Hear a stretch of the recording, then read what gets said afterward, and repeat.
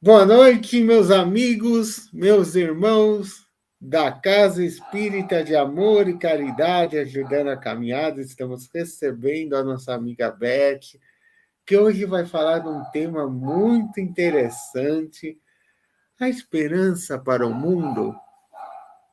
Eu acho que há, mas vamos ouvir a nossa querida amiga, o que ela tem para falar.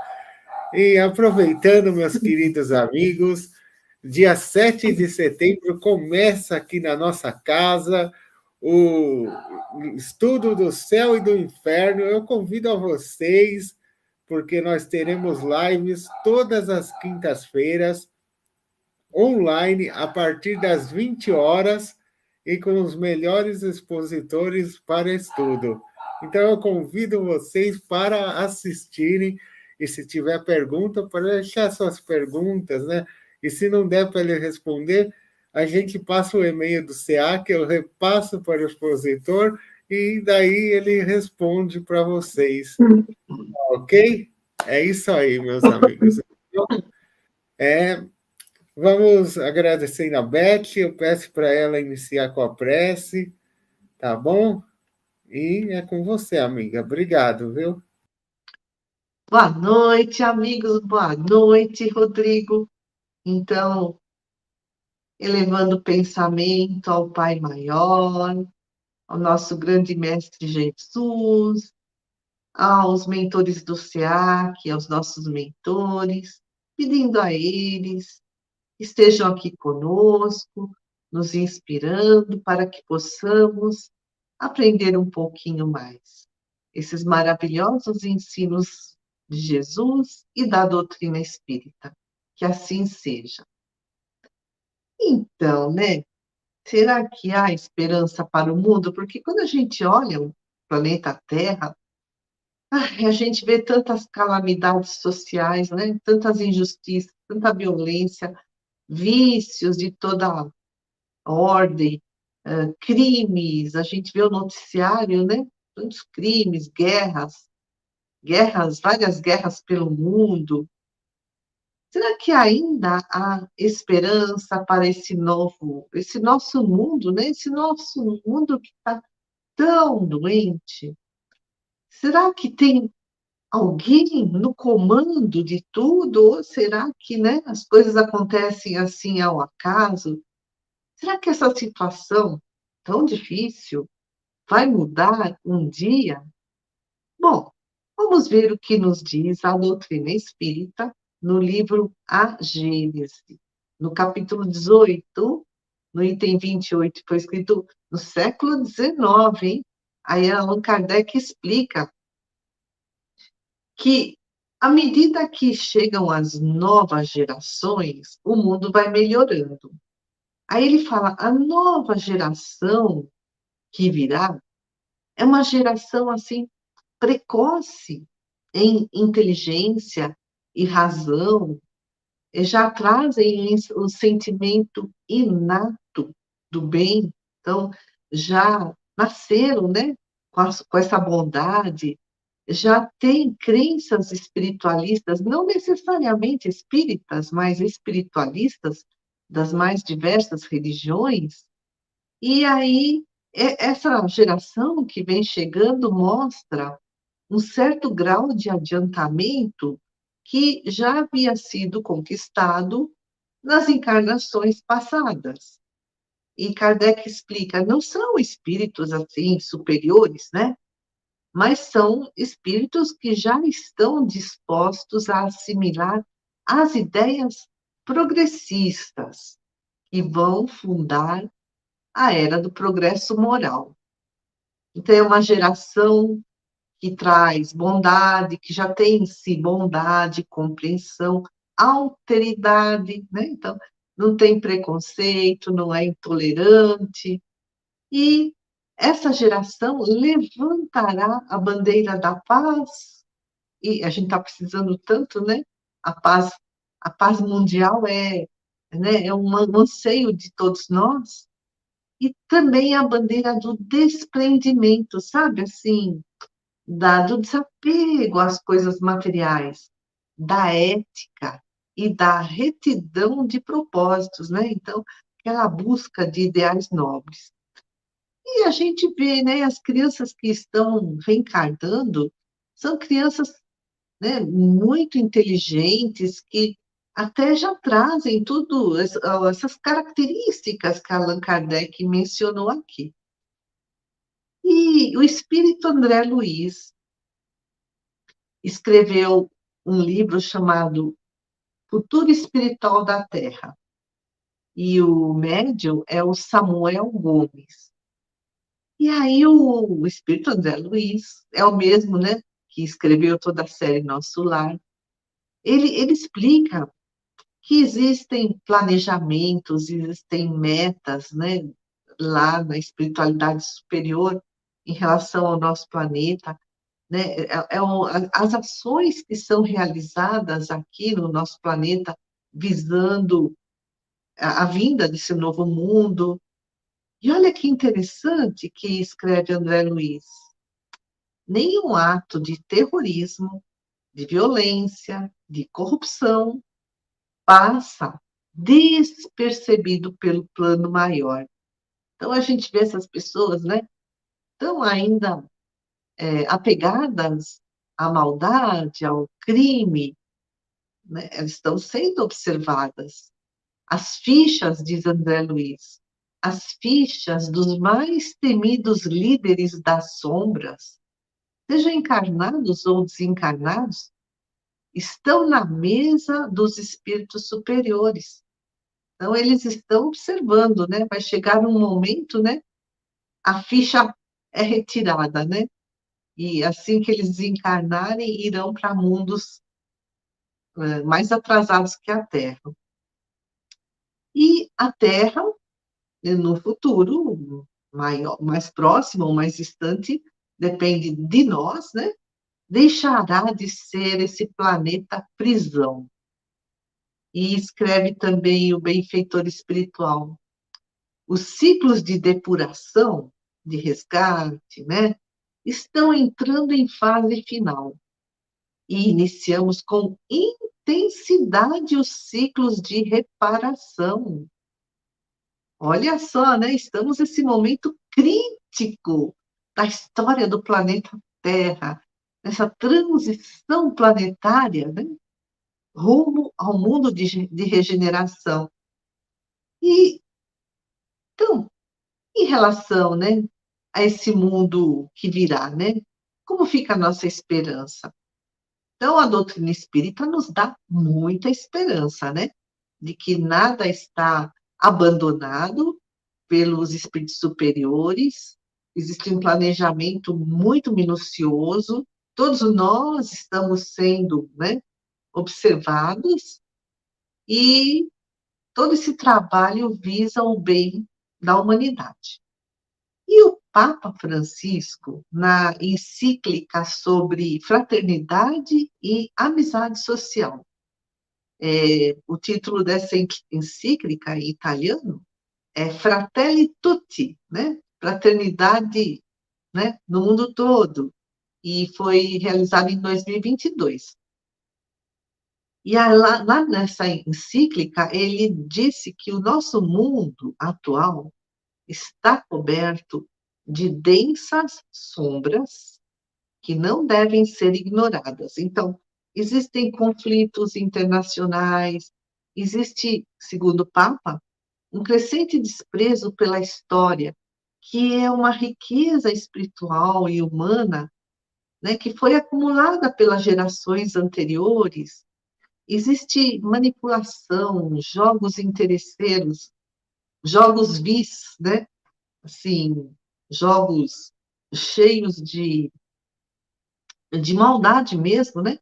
Na política, diz o Papa, que deveria servir ao bem comum e não aos interesses de um só país ou de um grupo de pessoas. E também existem tráficos de pessoas, comenta o Papa, com órgãos e tecidos humanos, existe exploração sexual de crianças e meninas, existe trabalho escravo. Esse é o nosso mundo atual. coberto por densas trevas, e guerras e ataques e perseguições por motivos raciais ou religiosos, agressão e violência social, né, na comunicação digital, né, na internet, tanta calúnia, tantas fake news, tantas falcatruas, tanta manipulação na internet, e esse individualismo radical, né? O que interessa é o meu bem, né? O que interessa sou eu. E o Papa, nessa encíclica, relembra a parábola do bom samaritano. Essa parábola está lá no Evangelho de Lucas, no capítulo 10, versículos 25 a 37, né? Que um doutor da lei chegou-se a Jesus e perguntou: o que farei para herdar a vida eterna? E Jesus perguntou-lhe: o que está escrito na lei? Como a entendes? E ele respondeu: amarás ao Senhor teu Deus de todo o teu coração e de todo o teu entendimento, e ao teu próximo como a ti mesmo. E aí Jesus diz ao doutor da lei: respondestes bem, faze isso e viverás. Mas o doutor lá da lei, né, perguntou: e quem é o meu próximo? Foi aí que Jesus contou a parábola do bom samaritano, que um homem descia de Jerusalém a Jericó e caiu nas mãos dos salteadores, dos ladrões, que o despojaram, né? Levaram tudo que ele tinha, o espancaram e se retiraram, deixando-o meio morto, caído na estrada. E descia pelo mesmo caminho um sacerdote, que o viu, mas passou ao largo, ou seja, ele, né, nem chegou perto para ver, né? Fez questão de passar longe. E também descia um levita, que viu o homem caído na estrada e também passou ao largo. Mas um samaritano, né, que vinha nessa estrada, chegou perto dele e, vendo esse homem caído, encheu-se de compaixão. Aproximou-se, cuidou das feridas dele, pôs azeite e vinho, né? Era uma forma de desinfecção, né? Da ferida, dos machucados. Colocou o homem sobre o seu cavalo e levou-o a uma estalagem. E lá na estalagem, esse samaritano cuidou do homem desconhecido. E no outro dia, o samaritano tinha que partir. Mas ele chamou o estalajadeiro, deu 2 dinheiros, né, 2 moedas, e falou assim: olha, cuida dele. E tudo que você gastar a mais do que esse dinheiro que eu te deixei, eu te pago quando voltar. E o Papa Francisco comenta, né, essa parábola de Jesus. Ele diz assim: diante de tanta dor, de tantas feridas que nos machucam, a única saída é ser como o bom samaritano. Qualquer outra escolha leva ao lado dos ladrões ou de quem passa sem ter compaixão da dor do ferido no caminho. Então, né, se a gente não agir como bom samaritano, a gente estará, assim, agindo ou como um ladrão que roubou e machucou o homem, o viajante, ou como o sacerdote, ou como o levita, que passou de longe e não fez nada. Então, é necessário que tenhamos sensibilidade e que disponibilizemos o nosso tempo para ajudar o próximo. E o Papa Francisco comenta que existem pessoas que fazem isso, né? Que ajudam o próximo e se tornam estrelas no caminho da escuridão. E o Chico Xavier comenta que o reino de Deus está dentro de nós, mas o reino do mal também.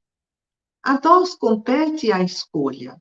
Nós vamos agir como um bom samaritano ou vamos agir como o ladrão ou como o levita e o sacerdote que foram indiferentes, né? a socorrer o necessitado. Lá no Livro dos Espíritos, falando em escolha, né, nós podemos escolher entre o bem e o mal. O reino de Deus, como diz Chico Xavier, está dentro de nós, mas o reino do mal também está dentro de nós, depende do que a gente escolhe. Aí lá no Livro dos Espíritos, na questão 258, né, os Espíritos nos explicam, Deus nos deu a liberdade de escolher, e Ele nos deixa a inteira responsabilidade dos nossos atos e das consequências que as nossas escolhas acarretam, né? É o plantar e colher, a cada um segundo as suas obras, lei de ação e reação. E a esperança, né? Qual o grau da nossa esperança? Esperança, né? Que palavra mais linda! A gente pode lembrar um mito grego da caixa de Pandora. A Pandora, na mitologia grega, ela foi a primeira mulher criada pelos deuses do Olimpo. E ela era muito linda, ela tinha dons especiais, e ela precisaria casar com um humano. E aí o escolhido foi Epimeteu, um homem chamado Epimeteu.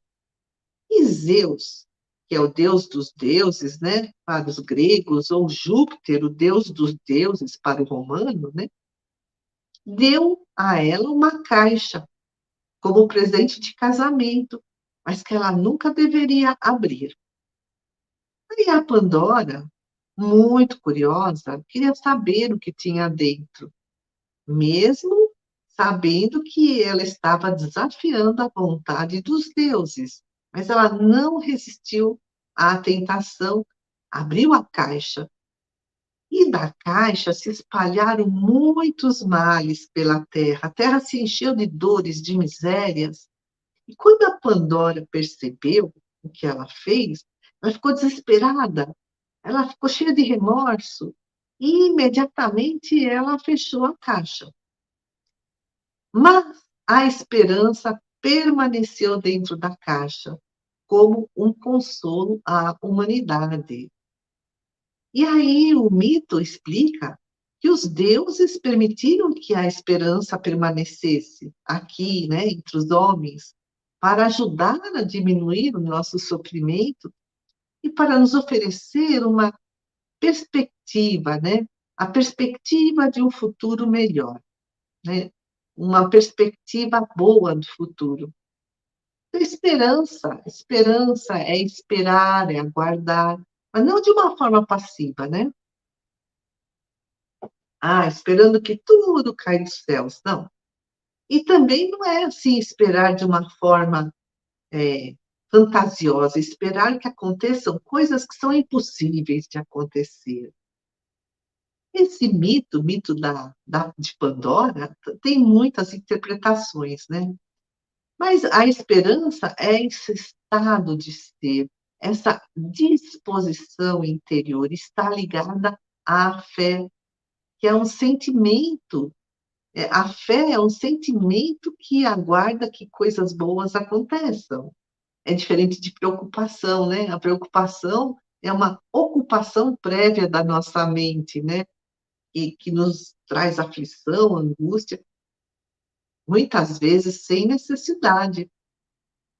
O famoso escritor norte-americano Mark Twain, ele disse uma vez: os piores momentos da minha vida são aqueles que nunca aconteceram. A gente se preocupa, às vezes, à toa, sofre à toa, porque tudo está certo no universo. Por isso que, né, precisamos desenvolver a nossa confiança em Deus. E a Pandora representa a nossa natureza humana de buscar o desconhecido, representa a nossa curiosidade, que é uma coisa boa, que nos leva a aprender sempre, mas representa também a nossa impulsividade, fazer as coisas sem parar para refletir, sem medir as consequências. E a caixa aqui, né, cheio de misérias, né, que se espalharam pelo mundo, e a esperança ficou no fundo, representa os mistérios e as incertezas do mundo. A esperança é uma força poderosa, nos ajuda a enfrentar, né, as dificuldades, nos traz conforto nos tempos difíceis, nos mostra que, apesar dos sofrimentos e tantas tragédias que existem, né, no mundo todo, há a possibilidade de superação, de renovação. A esperança mostra também, né, a o quanto temos exemplos de pessoas que superaram condições difíceis na sua vida ou de problemas físicos. E então, esse mito nos mostra que a curiosidade pode ser valiosa, mas nós devemos ser cautelosos com as consequências das nossas ações, porque, né, cada um vai receber aquilo que plantou. Colheremos o que plantamos. Então, sejamos cautelosos com as consequências das nossas ações, porque o planeta está passando por essa transição planetária. Como o André Luiz escreveu, os ciclos de depuração estão entrando em fase final. É a separação do joio e do trigo, é o expurgo dos maus, e iniciamos com intensidade os ciclos de reparação. Então, são esses momentos intensos de provas, de testes, de crises, para ver se a gente né, vai adiante com fé, com esperança, com coragem. Então, façamos a nossa parte para nos tornarmos pessoas melhores e também, na medida do nosso possível, melhorar o mundo em que vivemos, né? Porque tem muita coisa que a gente pode fazer, né? Para que a sociedade se torne mais justa, mais fraterna. Um pequeno ato de bem é uma luz nessa escuridão toda. Mas a gente, né, começa primeiro pela gente, né? Com a nossa renovação interior, nos tornando, procurando ser menos gananciosos, menos intolerantes, que é o grande mal do nosso momento, menos impacientes, menos indiferentes, né? Como o levita e o sacerdote na parábola do bom samaritano, eles foram indiferentes ao sofrimento do homem caído na estrada. Tem tanta necessidade espalhada aí pelo mundo, a gente pode se sensibilizar e ajudar naquilo que for possível.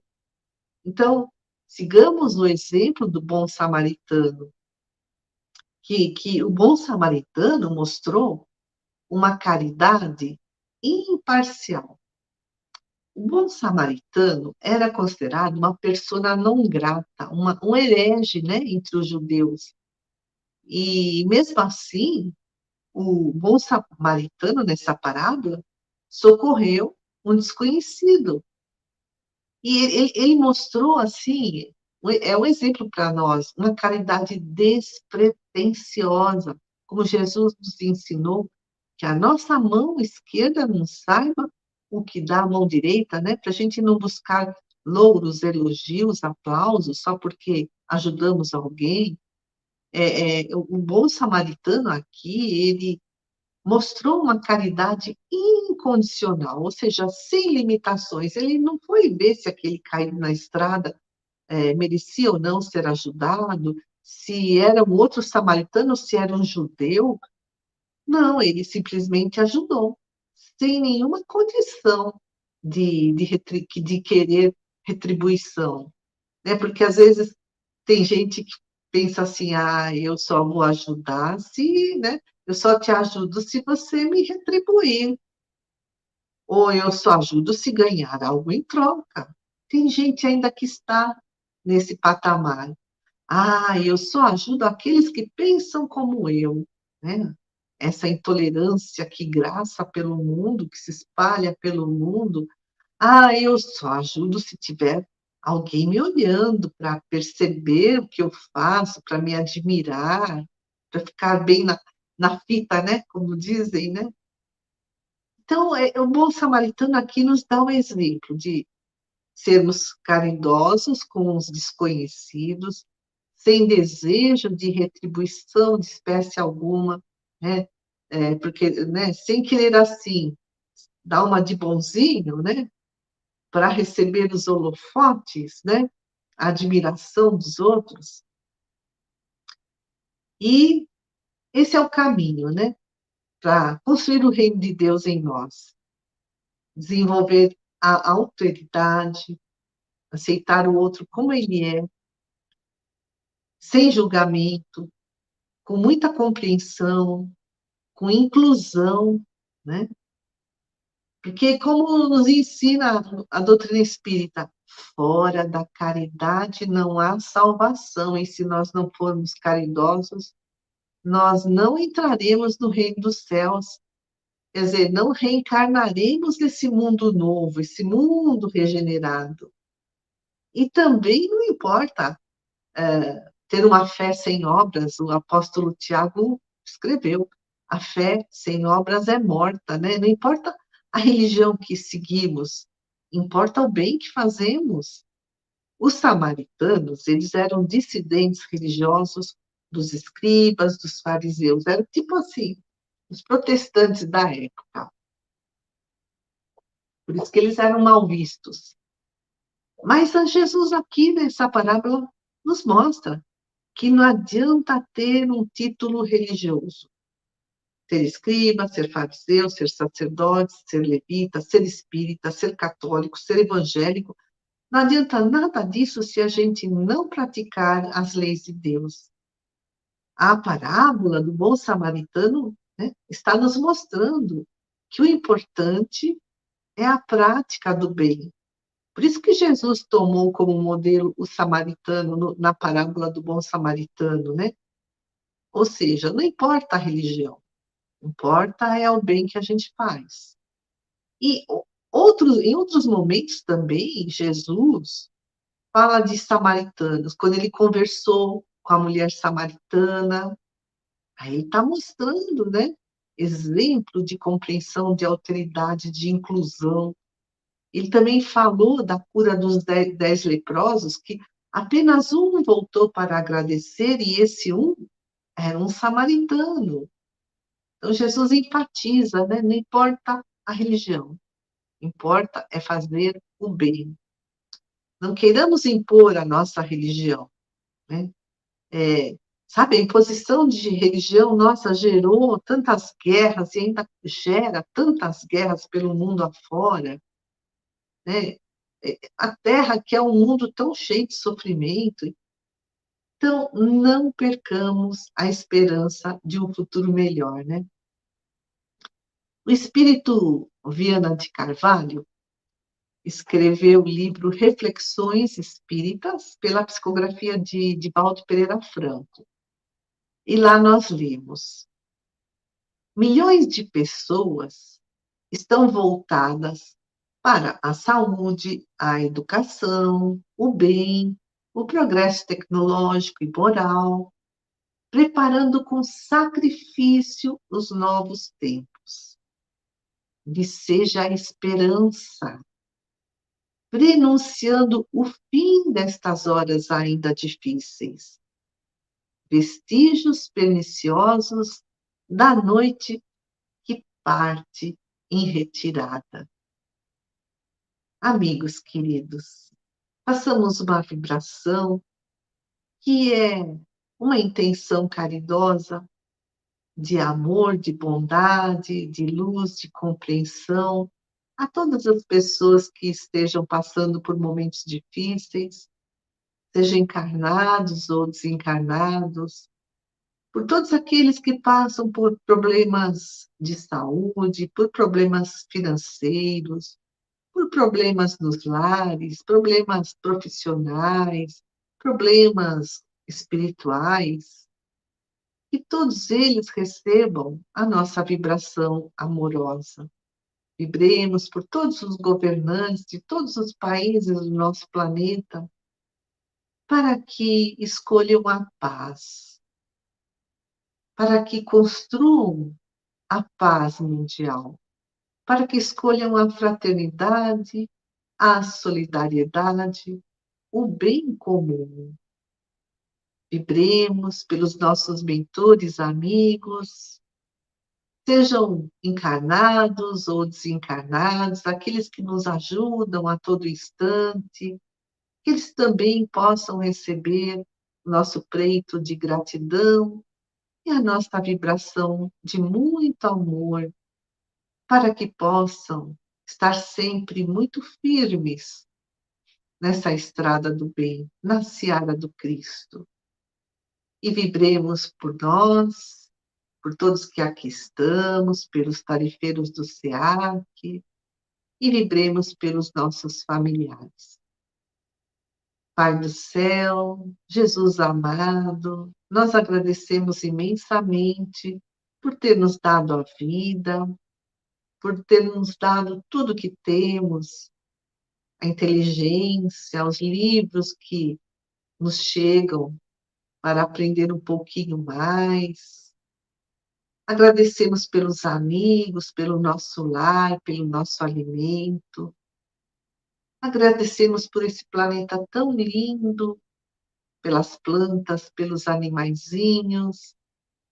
Agradecemos, Senhor, por todo o seu amor, por todo o seu carinho, desde que a Terra foi formada, há tanto tempo atrás. Senhor, nosso bom pastor, nós queremos te seguir, queremos ser aprendizes do Evangelho. Ajuda-nos, Senhor, a trabalhar dentro dos nossos corações, construindo o nosso reino de Deus. E ajuda-nos também, Senhor, a ter sensibilidade para ajudar aqueles que estão conosco. Obrigada, Senhor, que assim seja. Amigos queridos, uma boa noite, muito obrigada.